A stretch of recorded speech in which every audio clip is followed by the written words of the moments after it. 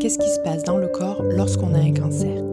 Le cancer va débuter lorsqu'une cellule normale va subir une mutation de son ADN. Forcément, ces anomalies vont perturber le mécanisme du contrôle de la division cellulaire ainsi que de la mort programmée de la cellule. Au lieu de se diviser de manière ordonnée, les cellules cancéreuses vont se multiplier de façon incontrôlée. Évidemment, elle va forcément échapper aux signaux qui vont lui dire de s'arrêter ou de s'autodétruire. Progressivement, ces cellules vont s'accumuler et former malheureusement une tumeur. Elles vont comprimer des tissus voisins et envahir certains organes. Contrairement aux cellules saines, les cellules cancéreuses perdent leur capacité à bien communiquer entre elles. Elles n'adhèrent plus correctement aux tissus et se déplacent de manière anarchique. Certaines entrent dans la circulation sanguine et lymphatique, ce qui peut engendrer des métastases.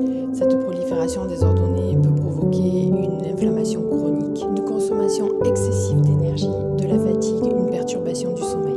Lors de cette maladie, le système immunitaire est mis à rude épreuve. La fatigue devient profonde, le sommeil devient perturbé et le stress augmente.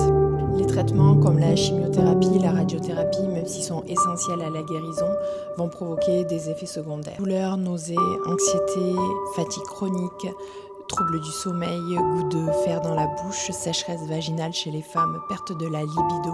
Le corps et l'esprit est en permanence en état d'alerte. Ça peut s'ajouter la peur, la colère, la tristesse et la perte du contrôle de soi-même.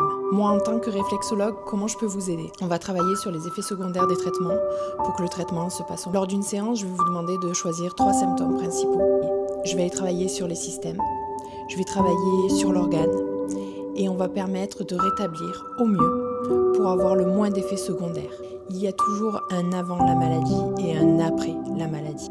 Ça permet de prendre conscience de son corps. Concrètement, on va aller diminuer le stress, l'anxiété, la peur. On va aller améliorer le sommeil, soulager certaines tensions et inconforts. Et forcément, offrir un moment de reconnexion à soi, à son corps, à l'écoute. Face au cancer, chaque soutien compte. La réflexologie ne soigne pas le cancer, mais elle soulage.